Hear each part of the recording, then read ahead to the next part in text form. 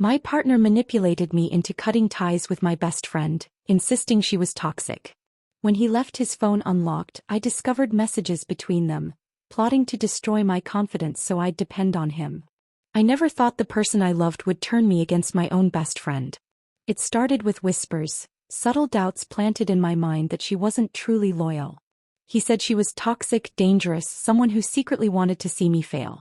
I believed him because his words carried the weight of concern, not cruelty, or so I thought. But that was the beginning of a carefully crafted plan to isolate me, to make me depend only on him. At first his comments seemed harmless. "She talks too much about herself," he said one evening, casually, as if it were nothing.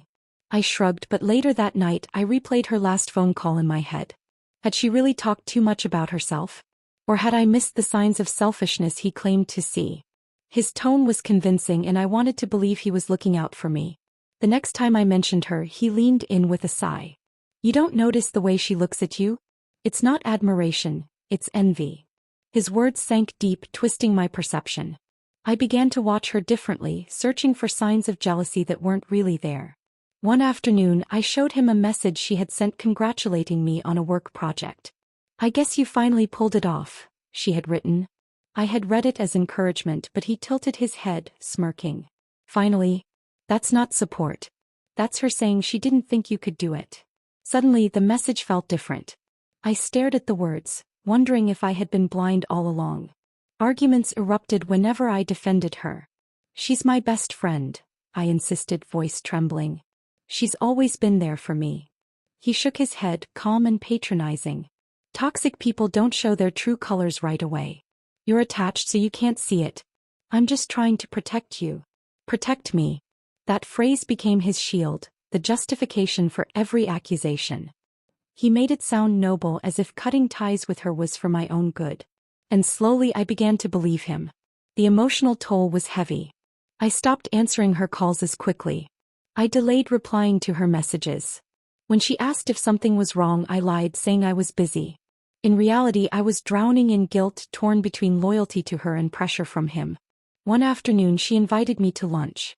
I almost said yes, but he overheard and scoffed. "Why waste your time? She doesn't care about you. She just wants to feel better about herself." I cancelled. She sounded hurt, but I brushed it off, telling myself it was necessary. Days turned into weeks and the distance grew. I felt hollow, like I had amputated a part of myself. She had been my anchor, my confidant, and now she was gone, not because of her actions but because of his words. The final moment came late one night. We argued again and he pushed harder. "If you want this relationship to work, you need to prove you're on my side. That means letting go of people who don't want the best for you." I cried, torn apart, but I gave in. I sent her a message, short and cold, saying I needed space. My hands shook as I pressed send.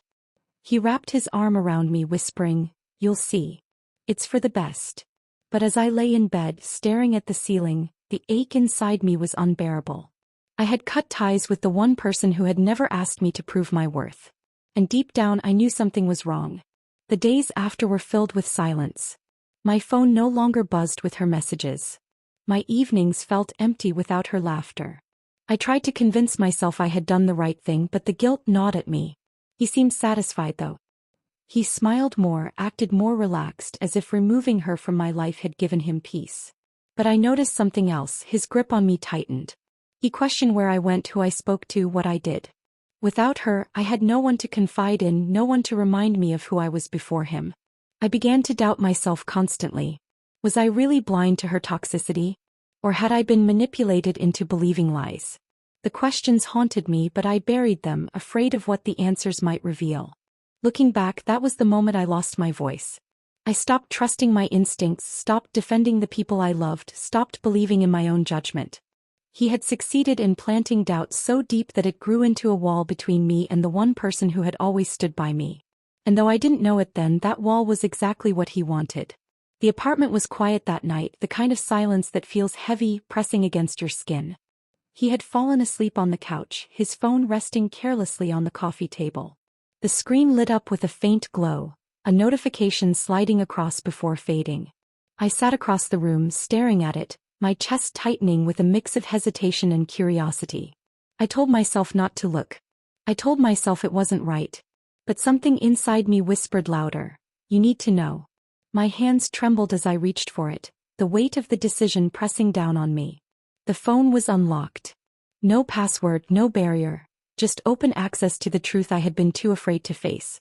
I scrolled through the messages, my breath catching as I saw her name, my best friend, the one I had cut off because of him. My heart pounded as I tapped the thread. The words hit me like cold water. They weren't casual exchanges. They weren't misunderstandings. They were deliberate, calculated conversations. She's so easy to control, he had written. All I have to do is remind her of her mistakes.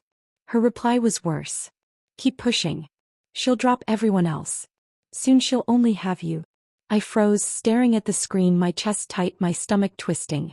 My best friend, the person I had trusted with my secrets, was mocking me, plotting with him. They laughed about my insecurities, dissected my fears, and planned ways to weaken me until I depended entirely on him. My hands shook so violently I almost dropped the phone. I pressed it against my lap, trying to steady myself, but the words blurred as tears filled my eyes. No tears of sadness. Tears of rage, disbelief, betrayal. I scrolled further, each message cutting deeper. They had staged conflicts, twisted conversations, manipulated moments to make me doubt myself. I remembered the time he insisted she was jealous, the way he twisted her congratulatory message. Now I saw the truth. It had all been orchestrated. Tell her she's holding you back, she had suggested in one message. She'll believe it if you say it enough. And he had. Over and over until I cut her out of my life. The realization was suffocating. It wasn't just manipulation. It was cruelty. Calculated, intentional cruelty. I sat there, clutching the phone, my chest tight, my breath shallow. The room felt smaller, the walls closing in. I wanted to scream, to wake him up and demand answers, but I couldn't move. I was paralyzed by the weight of the betrayal. Memories flooded back. Her laughter, her support, the nights we stayed up talking about dreams and fears. All of it tainted now, poisoned by the knowledge that she had been working against me. And him, the man I thought loved me, had been the architect of it all. I pieced together the past incidents, each one fitting into a puzzle I hadn't known existed. The arguments, the doubts, the pressure to prove my loyalty. It had all been designed to isolate me. To strip me of my confidence, to make me dependent on him. The ache in my chest grew unbearable. I set the phone down, staring at it as if it were a weapon that had just been used against me. My hands were numb, my body trembling. I sat alone in the dim light, the hum of the refrigerator the only sound in the room. The truth was undeniable, staring back at me from the screen. I could never unsee it. I could never unknow it. For a long time I didn't move. I just sat there, the phone in front of me, the betrayal heavy in the air. My mind raced, my heart pounded, but a strange clarity began to settle in. They had tried to destroy me. They had plotted to break me down, to strip me of my strength. But in that moment I realized something they hadn't planned for. I wasn't broken. I was awake. The betrayal was devastating, yes. But it was also revealing. It showed me the truth I had been blind to, the manipulation I had accepted, the lies I had believed. And now, with the evidence in my hands, I knew I could never go back. I leaned back in the chair, closing my eyes, letting the silence wash over me. My chest still hurt, my hands still shook, but my mind was clear. I had seen the truth. And the truth had changed everything. I sat there in the dim light, the phone still on the table, its screen black now, but the words I had read burned into my mind. My body was trembling, but my thoughts were sharp. I knew I couldn't stay silent anymore. The betrayal was too deep, too deliberate. They had tried to strip me of my strength, but in that moment I realized the only way forward was to take it back. The next morning I confronted him. He was sipping coffee, scrolling through his phone, unaware that I had already seen everything. I walked into the kitchen, steady, calm, my voice even. "I know," I said simply. His head snapped up, confusion flashing across his face. "Know what?" he asked, trying to sound casual. I didn't raise my voice. I didn't cry. I just looked him in the eye and said, "I know about the messages. I know what you and she have been doing."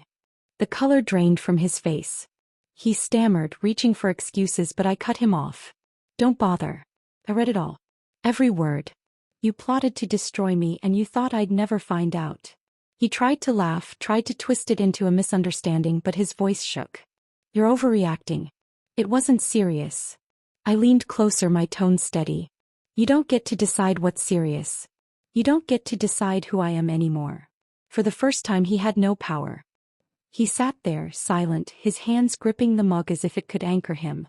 I turned and walked away, leaving him in the kitchen with his lies. Later that day I confronted her. I called, my voice calm, controlled. When she answered, cheerful at first, I didn't waste time. I saw the messages, I said. Silence followed, heavy and suffocating. She tried to deny it, then shifted to excuses. It was just talk. We didn't mean anything by it. I didn't let her finish. You were my best friend. You knew my fears, my insecurities, and you used them against me. You laughed at me. You helped him break me down. That's not friendship. That's betrayal. Her voice cracked, but I didn't waver. I don't need you anymore, I said, and I hung up. That was the moment I stripped away the power they thought they had. Not with rage, not with screaming, but with certainty. Calm, undeniable certainty. In the weeks that followed, I began rebuilding myself. Therapy became my anchor. I sat in that office, speaking aloud the things I had kept buried, letting the words spill out like poison I needed to purge. My therapist listened, asked questions, helped me see the patterns I had lived under. Each session gave me back a piece of myself. I started journaling too. Late at night, I wrote down my thoughts, my fears, my victories. The pages became a mirror, showing me the progress I was making, reminding me that I was stronger than I had believed. I reconnected with supportive people, colleagues, old friends, family members who had always cared but whom I had pushed away.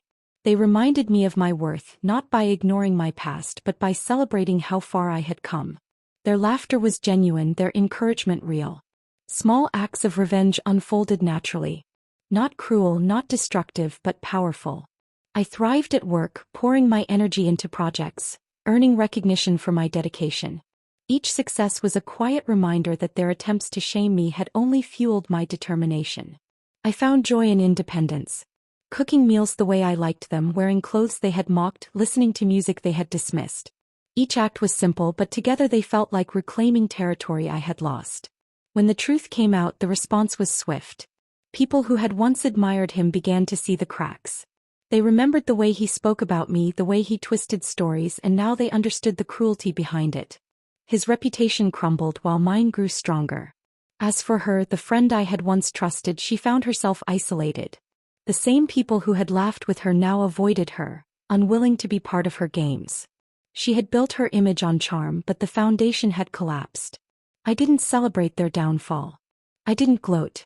I simply watched from a distance, focusing on my own healing. One evening, I sat alone in my apartment, the city lights glowing outside, and reflected on the journey.